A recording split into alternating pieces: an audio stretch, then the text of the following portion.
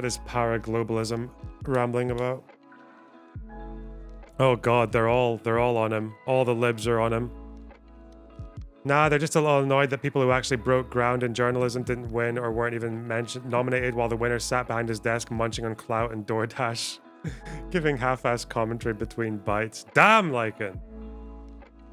Blue check mark. Attack.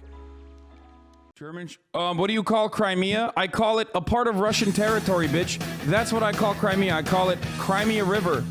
A Russian river, that is. Russia's historic access into the Black Sea, Crimea.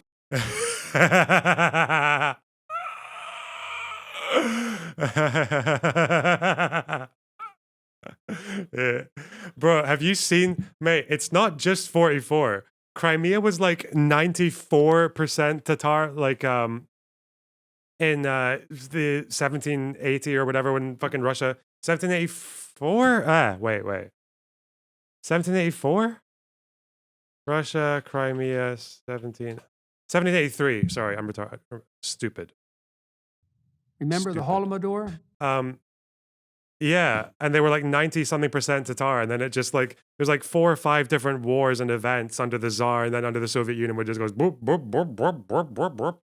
Like, yeah, like, oh god. Actually, I actually grabbed a list of it for one of my videos, didn't I? Yeah, it was here. I remember I spoke about this. The exodus from 1784 to 1790, that was like a third of a million of them going for Turkey. Immigration of Muslims after the Crimean War, 1800s. This is the this was a famine, wasn't it? Yeah, the famine 10 years before the Holodomor in Crimea. Mostly Tatars died, and then the Holodomor that killed a lot of Tatars as well, and then Stalin. So yeah, it's quite a long list of Russian hobbies there. So now that we know that. German. What do you call Crimea? I call it a part of Russian territory, bitch. That's what I call Crimea. I call it Crimea River. A Russian river, that is. Russia's historic access into the Black Sea, Crimea, that's like historically, fucking ethnically all Russian, majority Russian, overwhelming majority Russian, that is totally fine with the annexation, according to Western fucking sources that conducted polls. Oh my god, I haven't seen. Is this new? Is he sticking to his guns on that one? Holy shit. I wonder if he'd apply this argument to majority Israeli part. Hey, I said that. I said that about Jerusalem. Holy shit, they're all Stardust? It wasn't your incorrect prediction, it was your blatant regurgitation of Russian propaganda until you were called out. Maybe you just want to give credit. Rare Lithuania flag W, I guess. Listen, the only base Lithuanians are you and Power Globalism, apparently. Okay, what is a himbo?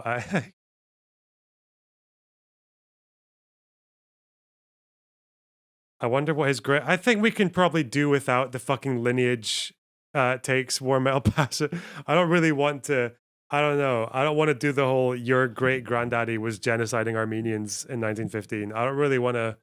That's not really the road I would take in these arguments. Shit. But I'm joking. German. What do you call Crimea? I call it a part of Russian territory, bitch. That's what I call Crimea. I call it Crimea River. A Russian river, that is. Russia's historic access into the Black Sea, Crimea, that's like historically, fucking ethnically all Russian, majority Russian, overwhelming majority Russian, that is totally fine with the annexation, according to Western fucking sources that conducted polls. Observers in Crimea were asked to leave by the Russian authorities. Wait, he doesn't even... Wait. According to Western majority Russian. This was what, like a Ukrainian... Overwhelming majority Russian, that is totally fine with the annexation, according to Western fucking sources that conducted polls. Oh, the Western sources that conducted polls. But remember, one of the polls said it was actually fluctuating. There was actually quite... The popularity of the annexation was actually quite low. And then he made fun of it because it was like US aid. The whole Gallup mix-up. Oh, God. Hey, look. This is cool. This is Vosh's progressive PV progressive victory 22 people. Look at them go. That's so cool. I don't know any of those people, but yeah, that's brilliant. The Gallup incident. I know, right? Like we trust Gallup until Gallup says that until Gallup says that the annexation was actually not as popular as people thought it was. Oh god. What a mess. He's been very clear and open about acknowledging and saying Turkey was wrong about the Armenian genocide. Okay, yeah. I don't expect Hasan to be like an Armenian genocide denier. Wait, what? Oh, we're talking about Cenk. Was he ever an Armenian genocide denier? Oh no. I didn't know that. Hasan, wait, was Hasan ever? I don't think he was he? Why? Why would you? Maybe when he was like the fucking dude bro, whatever guy. Cenk is Hasan's uncle. Yeah, I know that. I knew that. All right. Oh, Natsu Erudite with the rate of 121. Thank you so much. That's so cool. Welcome, guys. Get in. We were just about to start talking about Ukraine, actually. I saw Remember the you were talking to Holodomor? what's her face? Anastasia, friend of the show. YOLO Bong and stuff with the tier 1 sub, Nazi Erudite. Listen. We're impartial on this channel, so I'd say it's a 50-50 chance that Natsu Erudite is a Nazi. All right, there we go. Okay. All right. It looks like 2 stories about weather, actually. One, slightly less interesting. Fuck me. It's so cold right now in Scotland, and it's predicted to go to fucking minus 10 tomorrow and Thursday, maybe Friday. Cold snap coming. That's the first story. The second story is that, yeah, Ukraine is basically about to plunge into a winter war. And, yep, things get a little bit different when that happens. Given that Ukraine has just recently made a few gains in Kherson and the Kharkiv region, it's probably good for them because, like, when it comes to winter wars, at the moment, it mostly looks really bad for Russia, but there are still a few buts. Like, when it comes to winter wars, the first thing is that we all know the very typical stories about like Napoleon getting really excited to go into Russia, and they're like, "Whoa, we're gonna take Russia! Oh no, it's very cold. It's very cold." And then we know about the Nazis being like, Molotov-Ribbentrop, and you want to join the Axis powers? Fuck off! We're gonna take Russia. Oh no, it's very cold. It's very cold. Like, yeah, we know how this goes, right? Did you guys know actually that in late between 1940 and 41, the Soviet Union actually tried to join the Axis powers. I didn't know that. That not only were they sending fucking grain and raw materials to Germany and like to help their war effort. I didn't know that they actually tried to join the Axis powers near just before 41, and Hitler didn't respond because he was getting ready to invade. It's just because when tankies say that it was all tactical, that Molotov-Ribbentrop was all tactics to defeat the Nazis later. That's so funny. I just didn't know that. Anyway, left them on red. Hitler did absolutely leave them on red. Maybe it was a troll from Stalin, though. Maybe. I mean, okay, so Ukraine, fuck. Like, the temperature's already reached like minus 10 in parts of Ukraine. It's expected to go to like minus 20. It gets like, I think parts of Ukraine or like that whole Eastern European part sometimes go to 30 as well. It gets really fucking cold. And the problem with that for the invading power, because it's much worse for the invaders when that's happening, it's not just that you're cold and you might get hypothermia and the sniffles, whatever. There's so much extra shit that comes when it gets that cold. Like all the fucking trees are like stripped, so it's like you have a lot less opportunity to get cover from foliage. You need to change all your camouflage to white, which for Russians, given the fact that they've been very weak when it comes to supplying their soldiers, that's probably a bit of an issue. Just running around in fucking green like little Christmas trees in the snow. It means that they all need to get bigger food rations because you have to consume more calories when you're in the cold. It means that you can't just sleep wherever the fuck you want, like in little ditches. You need to actually get bunkers and heating. It's actually quite common in winter wars as well, like in the Bosnian War. It was really common just when it got to winter where soldiers would just refuse to fight and just get drunk in their bunkers. Like that was like a really common thing. Journalists reported on that as well. Yeah, and when you compare that to Ukrainians who have been already getting sent winter clothes and winter gear from like Canada, Germany, UK, uh, yeah, it's like it's so much more in Ukraine's favor the fact that it's like turning to winter because again, like every fucking winter war, apparently the invader just expected it to be done already, right? Like,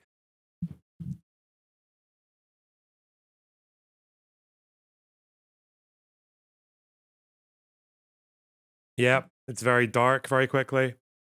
So, I mean, given the fact that it's reported that Russians are already having to buy their own thermals and shit.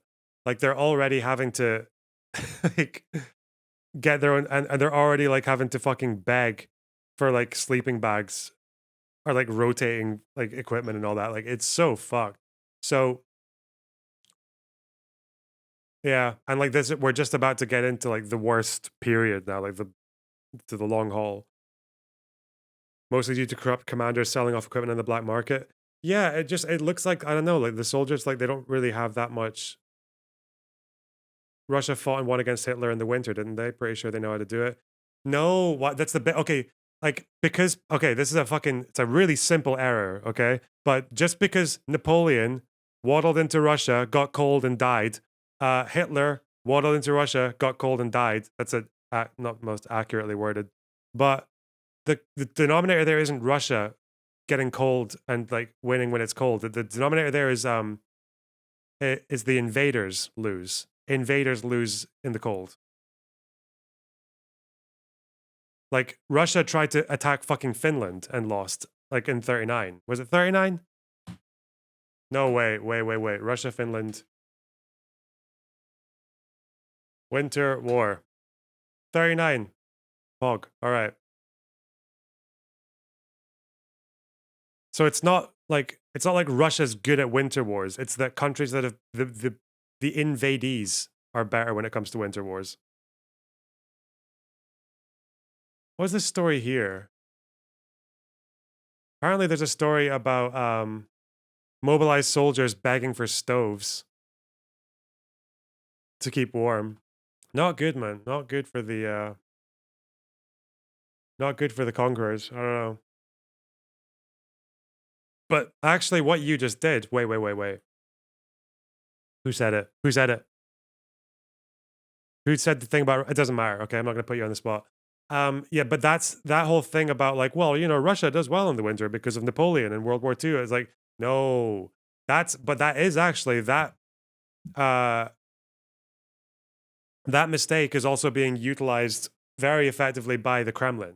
A big piece of Kremlin propaganda right now is Napoleon, World War II, we win in the winter. That's like their narrative. Like the Kremlin are pushing that. Um, but again, like the problem now is that like you need like bunkers and shit when it's that cold. Obviously, the people who have more access to things like bunkers are going to be Ukrainians because that's their country, you know. So yeah, and with Ukraine on the advance, yeah, it's not good. And yeah, well, I guess it's Ukraine getting the equivalent of Lend Lease right now as well, isn't it? Oh, did counterpoints follow? Wow, cool. Soy. Maybe you have VIP counterpoints. You know, I haven't looked at in a while. I haven't looked at the live UA map. So is there a lot of activity happening at these edges now? What was the place? What was the town again? I haven't remember this name. What was the most recent like hotspot? Yeah, with a B. This is not gonna help me at all. What? Bakhmut, yeah, yeah. Where the fuck is that? It's the fucking meat grinder. Thanks for that contribution. It's in Donetsk. Okay. That narrows it down a little bit. Donetsk is this? No, that's Luhansk. Lugansk. Oh my god. Come on, it's been too long. It's been too long, Loner Box. Oh, Donetsk is that. Okay, all right. So Donetsk is this one. I just saw Luhansk there. Okay, okay. Where the fuck is Bakhmut? Ukrainian military repelled Russian attacks near. Okay. So what were they saying about it here? It's just because it got cold around there. Yeah. Meanwhile, the situation on the battlefield resembles that of May and June. In Donbass, the fighting then was in Severodonetsk and is now in nearby Bakhmut, where up to 20,000 Russian troops relocated from now abandoned Kherson and are reinforcing a renewed effort to take the city in an artillery-led offensive. Here, the invaders appear to be finally making gradual advances to the east and south of the city. There is one problem here. The one downside of it being going into a winter war with Russia is that every time Russians get frustrated, they just go fucking mental when it comes to shelling and like war crimes and whatever the fuck else. So that is a bit scary. Like, it's a bit scary the thoughts of like the more they're on the back foot, the more just insane shit they try to pull off. So I think they've been doing that already as well. Like the blackouts have gotten apparently a lot worse this week. For the last few days. So Bakhmut has no strategic value, but in some Ukrainian circles think the Russian theater commander, Sergei Surovikin, may have promised Putin that he would capture the rest of the Donbass in return for being allowed to give up the strategically vulnerable Kherson. It is plausible, but even if Bakhmut falls, the final target cities of Kramatorsk and Slavyansk are 20 miles away and progress has been slow. Hey, I don't really know if it's a good time to be trying to take a city, but even if it's okay. Defending Bakhmut will be costly, but Ukraine's commanders are likely to be happy to try to let the Russians wear themselves out in a fight, while, as happened in September, probing across the length of the front for thinly held areas. Tentative reports of withdrawals in Zaporizhia, noted by the Institute for the Study of War, may suggest that Russian forces cannot defend critical areas amidst increasing Ukrainian strikes, although it is hard to be certain. Ukraine will want to attack to show it still has momentum after its success in Kherson, but needs colder weather still. Mobility is almost impossible when the ground is as muddy as it is now and the temperature hovers near zero. Vehicles are forced onto roads and can be easily picked off as the Russians found to their cost in the failed attempt to take Kyiv in the spring. But opportunities emerge for the defenders when the ground freezes at lower temperatures, allowing wheeled vehicles to work cross-country, the kind of flexibility needed to make a fresh breakthrough possible. Kyiv will have to do so against a backdrop of the still worsening humanitarian situation, in which continuous and cruel attacks against Ukraine's electricity grid have left large parts of the country with intermittent power, and about half of its electricity grid damaged. But this, though exceptionally serious, is likely to have a lesser impact on the front line, where there is heavy use of fossil fuel-fired generators to keep troops warm. What remains uncertain is how far Ukraine can assemble enough combat mass at a key sector of the front. Victories in September in the Kharkiv region and Kherson in November were achieved against forces on the wrong side of major rivers, and in each case, the Russians staged their retreat. Both sides also know spring, not winter, could be decisive, meaning it will be more important to get through the winter in good order than to achieve an immediate victory. Okay. Well, I wonder why they're saying that if Russia's trying to grab a fucking city. Like, that's not even apparently that useful to the Ukrainians. I mean, as far as I know, like, Ukrainians have regained a lot. Have Russians actually gained anything significant in the other way? Do they have a color for that? Because I can see, like, all this blue is reclaimed. Is there anything that Russians have pushed back the other way? Or is Bakhmut going to be the first try? And they're going to try to do that in the winter as well. ISW maps have yellow for that. Let's see. Oh, yeah, there's a little bit. Taking small towns. Yeah, like it wouldn't have surprised me if Russia had got something back, but claimed so the Ukraine. Okay, the blue's a bit bigger than the yellow. Okay. Okay, so this is yeah. And just so I can stop fucking my own brain. Alright, so they have gained around Bakhmut as well. This is them closing in on wait. Maybe this is just shrink. Oh, there it is. Yeah, okay. Oh, what? So this is claimed from the counteroffensive, and Russia has this little thrust. What's the timeline of this? What the fuck? That looks a bit different from. Damn, different maps with different takes. Okay. What the fuck happened here? That line of contact's always going to be blurry and muddled. Well, yeah, I know, because obviously it's not like they're just like little people making this perimeter. Yeah, claimed might be. Yeah, that would make sense. This just. Yeah, I suppose so. Just Giga Chad right through the counteroffensive. Wow. I actually saw a video about how Ukrainians are preparing to fight through the war. It was on Twitter actually. It's from Channel 4 News. Let's see this. It's how they survive in the trenches. They actually use a fucking cat to get rid of like pests and shit. Not the Somme, but Donetsk. Not 1916, but The first thing I was thinking is just how much this looks like World War One. Yeah. now in the 21st century.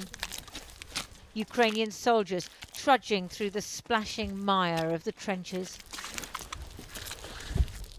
This is how it will be all winter, through rain and sleet and snow, inches of territory lost and gained. Enemy for 500 meters of our. So the enemy is just Yeah. 500 meters Yeah. away. Oh my That's god. not very far. Yeah. That's a very Bit too nervous close for question. comfort.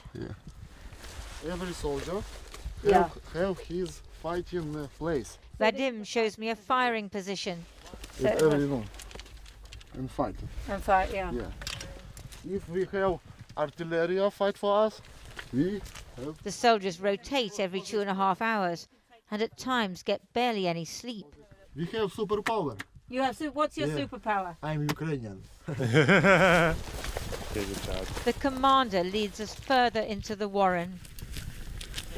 Треба зараз цей участок, воно до того копа побистрій перебігти, тому що And tells us we have to run across a stretch of open ground, left so tanks can pass between trenches. The trees have shed their leaves, so there's no cover.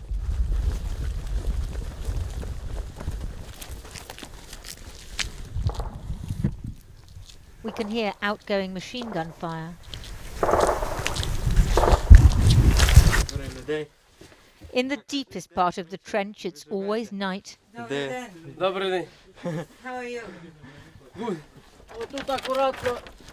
And even the shortest soldier has to bend down to avoid cracking his head. Yuri shows me the location of an observation point Так, це тут пулеметчик. and where the machine gunner stands. Це наш спостерігательний пункт. От там. О. Ту-ду-ду-ду-ду. Спостерігаємо тут. The Ukrainians don't just want to push the Russians back, but also to get them to waste manpower and ammunition. У нас ще є, я далі там покажу, трошки побільше. Калібр 12,7.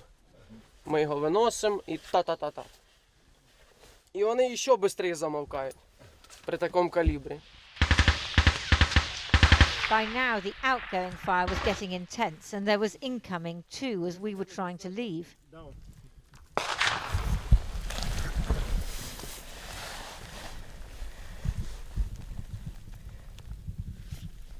Циган, циган. We've just heard sniper fire overhead. That was after all the outgoing from the Ukrainian machine guns. So we're just going to stay down here for a bit.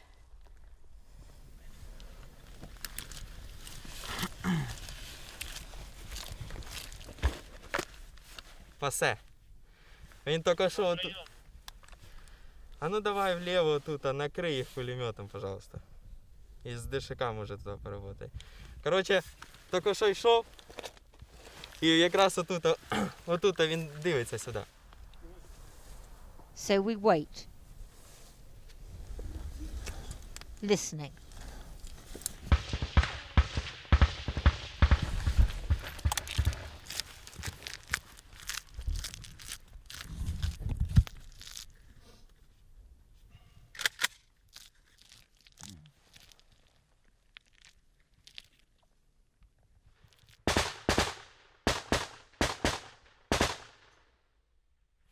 the outgoing machine gun fire from the Ukrainians is aimed at suppressing the Russians so they don't fire back. But the problem is that as long as there's firing from this position, there could be firing coming into us. And that's why we're waiting here in this trench and not moving. Yeah. 3, 2. After a few minutes of quiet, it's time for us to run across the open ground to the other trench. All safe.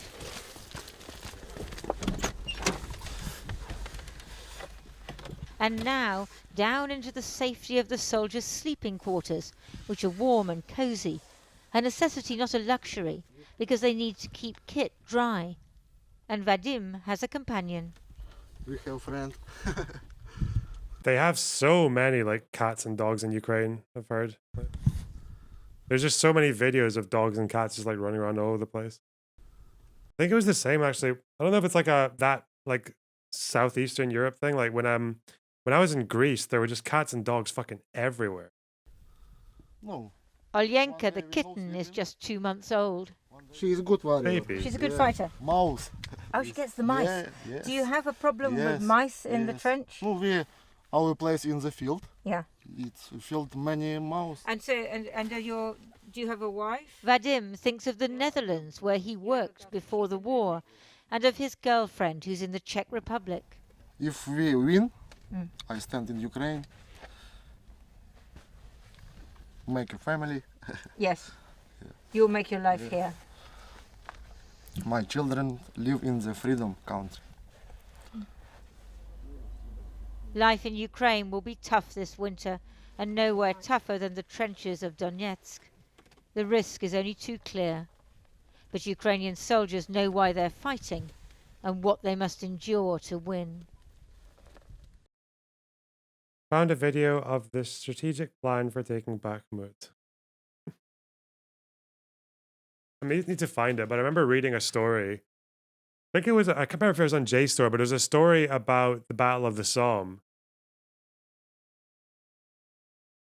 And the way tanks that were first used in World War I just were the most useless chunks of shit in like all of military history. Like they would just get stuck in the mud or like dig themselves into little holes. Yeah, shit. World War I tanks look sick, but yeah, it just sucked. Yeah. Yeah, they were just the most useless piles of shit. World War I tanks. They did look pretty funny, though. Look at them. Look at the giant chunkers.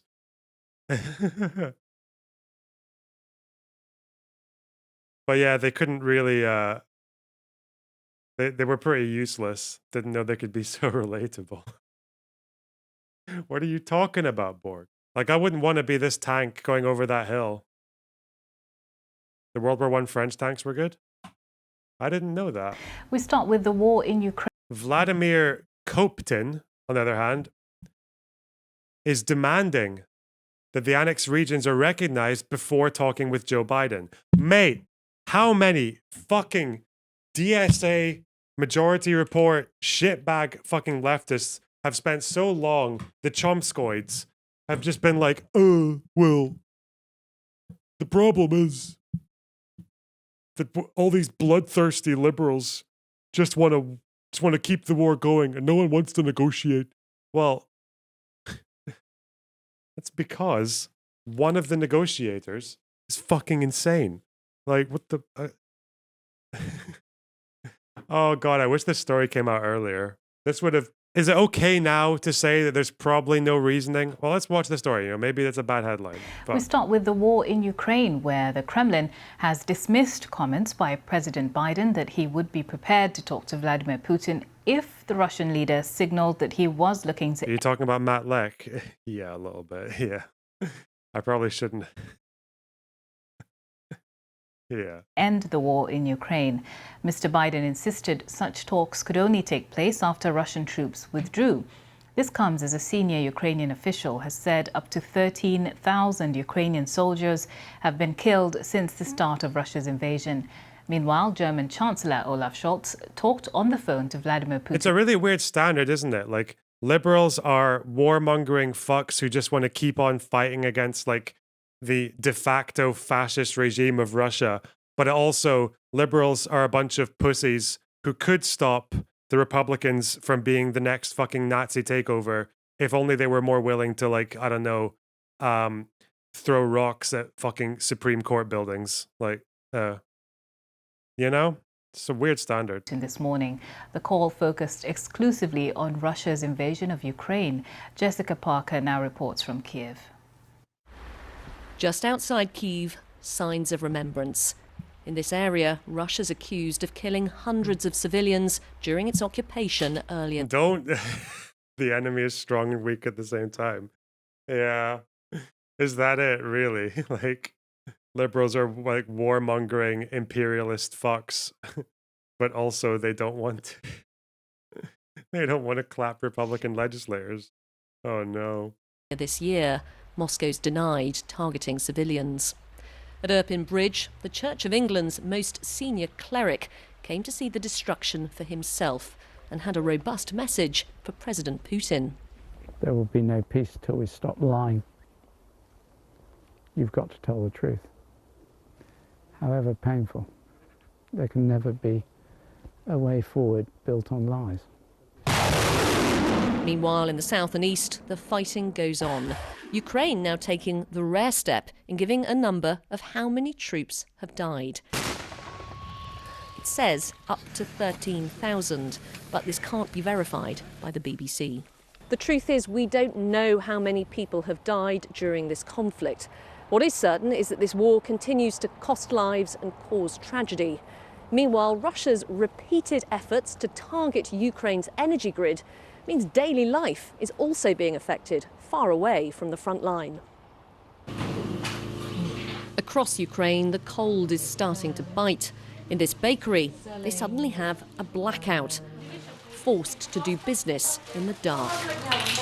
The situation in Ukraine is very difficult, says Ludmila. They work with or without light, but if there's no power, they can't bake. So sometimes it means they can't work at all.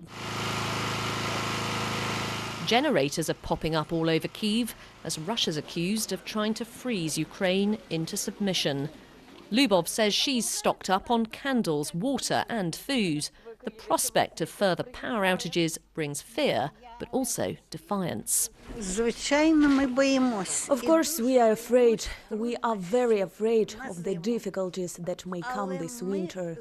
But we agree to get through those difficulties together. The main thing is that Russia does not win. Lyubov is just one life among millions touched by this war. Everyone walking their own road, but something you often hear is that steady determination to carry on. Jessica Parker, BBC News in Kyiv. Well, I'm joined now by Oliver Moody, the Berlin correspondent for the Times newspaper. Thanks very much for talking to us. We were just looking there at the situation in Kiev. Tell us about the view from Germany. You're in Berlin. We've heard that Olaf Scholz had a call with the Kremlin. Tell us about that. Good afternoon. According to the German readout of the telephone conversation, Scholz condemned the missile bombardment of Kyiv and other cities, and also urged Putin, as Biden has recently, to reach a diplomatic solution that would involve the withdrawal of Russian troops from Ukraine. The Kremlin side of the conversation suggests that none of those messages cut through in any way, shape or form. They said that Putin said Russia had been provoked into launching the missile attacks on Ukrainian civilian infrastructure, and called for an urgent investigation into the bombing of the Nord Stream 1 and 2 pipelines. And after 9 months of war now in Ukraine, there is concern about diminishing ammunition stocks in Europe. But this situation is particularly acute in Germany. Yes, it's quite right to frame it as a Europe-wide problem. One way to look at it is to look at the way NATO has asked its members to ensure that they have enough ammunition in stock for at least 30 days of high-intensity fighting. And the Europe... Did he say Dominion voting systems? Could have been. Liberals are to DSA America people what the Jews are to Yay. Oh God. European states are on a spectrum. If you spicy look at the take. Baltics, they've taken the possibility of a Russian ground invasion very seriously for the past years. And Estonia, for example, has invested 40% of its entire military procurement budget into ammunition, so they're pretty well prepared. Somewhere in the middle, you have Britain and France, the two largest NATO militaries in Europe, and there are credible official estimates that they each have enough for about 2 weeks. And then towards the bottom end, you have Germany, where there are sort of pretty credible analyst reports that it would run out of some kinds of ammunition within a matter of hours and would effectively be no longer able to fight after 2 days. How big of a concern is that for Germany? It's an enormous concern. And the distinctive thing in Germany is that this has been known about for a very long time, since at least as far back as procurement reforms in 2011. And just to illustrate the scale of the problem, it's estimated that Germany will need to spend about 20 billion euros or more on ammunition. And so far, there's a lot of bemusement among the German defense industry sources I've been speaking to about why the government has yet to really start investing that money right now when we need to generate production capacity to get back into a situation where there are adequate ammunition stocks. And solving this problem is not very simple, is it? It's not just about ordering the arms from a factory, as it were. As that situation develops, does that make peace talks even more compelling for all sides? I think there is certainly a question about whether European NATO members will be able to sustain the level of military aid that they have been putting into Ukraine, having already transferred or at least pledged more than 10 billion euros worth of munitions at the same time as they're now having to very seriously consider their own defense posture and whether they're really prepared for the possibility of a land war. However, I think the political commitment to supporting Ukraine from Germany, from Poland, from the Baltic states, from virtually all of the European allies remains tremendously strong. They are committed to this, and it would take a substantial deterioration of the situation before there would be any kind of pressure on the Ukrainians from the European side to seek a peace deal. All right. We really appreciate getting your thoughts. Oliver Moody, Berlin correspondent for The Times, thank you for your time today. Yeah, that seems pretty clear. Yeah, I think that's a pretty good response to why why this whole just negotiate with Russia is like there's no way. Like would the Chomsky wing of the left actually say that it's worth recognizing the annexed regions? Because that's what Donetsk, Luhansk, Mariupol, Zaporizhia, Crimea, like all of it. Really? I don't know. I'm not too sure about that one. Now, for the second day in a row, there have been explosions at Russian air bases deep inside the country. Yeah, but that's what I couldn't understand. Army of Light is like, what? Russia hasn't even fully occupied all those regions, but when they annex it and they want them to be recognized, does that mean they would want all of it to be recognized, even though Ukrainians still occupy like large chunks of those regions? I think Crimea is the only one. The only region that Russia completely controls, isn't it? The other ones are contested, militarily contested. Am I wrong about that?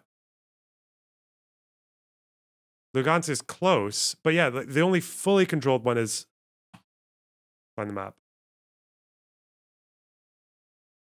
Lugansk is up here. Or, oh God. Donetsk. I need to check the... But yeah, this, like, Zaporizhia is still...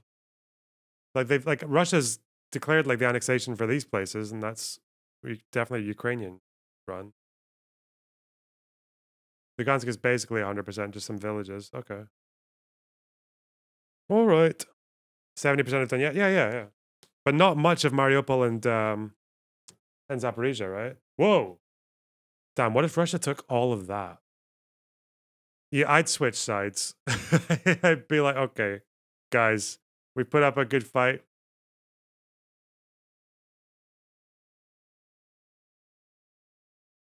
Hello, welcome to BBC.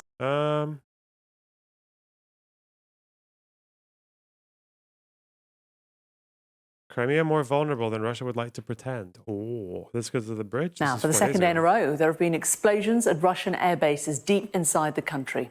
The incidents could be a major escalation in the war, which so far has largely remained inside the borders of Ukraine. Joining me now with more details are defence and security analyst Michael Clark. And Michael, what do we know about these explosions? Well, we don't know who caused them, but we can guess that the only beneficiary of these is Ukraine.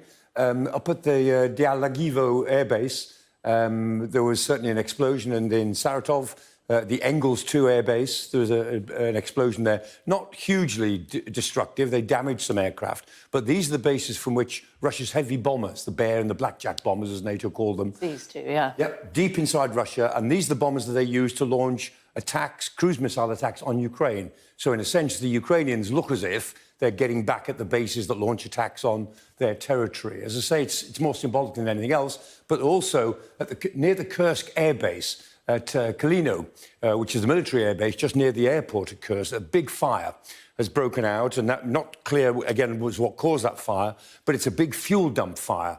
And again, the Russians have got plenty of fuel storage facilities, but this is symbolically very important. Kursk is a very symbolic place for the Russians in terms of the Second World War, and that sort of cloud of black smoke makes it onto all the news channels. You can't ignore that. And do we know what's caused these?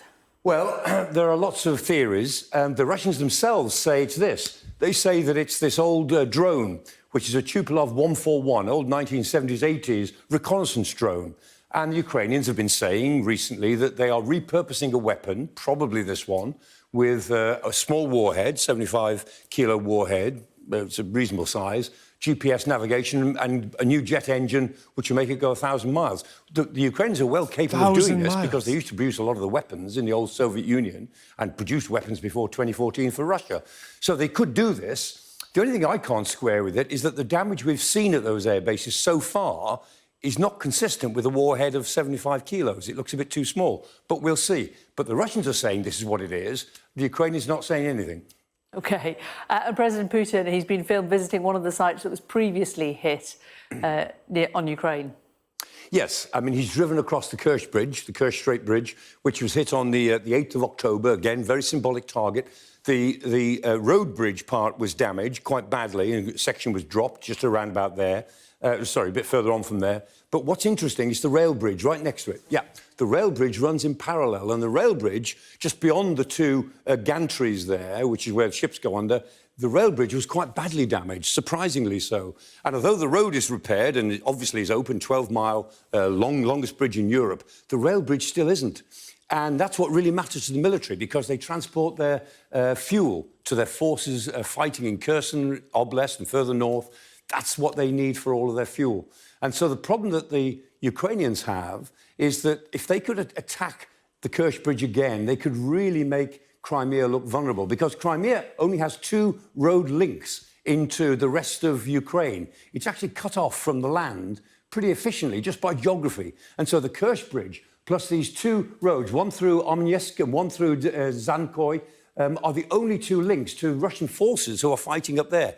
The Ukrainians know that although conquering Crimea would be a big issue, big problem for them, they could actually make it very vulnerable if they could just start to cut these road links and do something else about the Kerch Bridge. They would actually make Crimea look pretty vulnerable. Interesting stuff, Michael. Thanks very much. All right. The Crimea. It should be called that, shouldn't it? For as long as it's still got Russians there. Russian occupiers, that is, not just all the Russians. Still wild to believe, like, because in the last month, like most of November, I was doing like a lot of different real life stuff, doing like some music for people as well, and just like relationship things. But like, it's weird just coming back, because like, it's weird just coming back to, and obviously the trans genocide shit as well. But like, obviously, it's just weird coming back from all that. What kind of real life stuff? I'm not telling you all of it. Fuck off. Sorry, Opinion Select, you. I didn't realize I needed to run my entire fucking personal bullshit past the fucking Twitch chat inquisition. But no, like, I was just like, I'm joking, okay? No, I was doing some music work for like a couple of friends, as well as like relationship stuff, and then like a couple of more personal things I'd rather not talk about on stream, whilst kind of sparsely writing that manifesto. But like it's weird coming back from all that and just thinking that, whoa, like the war just hasn't stopped, you know? For some people, like it's just there's an invasion, it's just kept on going, you know? And the way that I could just like step back from it from a month, not really knowing what's been happening, and then coming back and realizing it's going into the winter. Putin won't even negotiate until he gets recognition for territories he doesn't even fully control. Oh God, just mad. War is well, that's one way to put it. You know?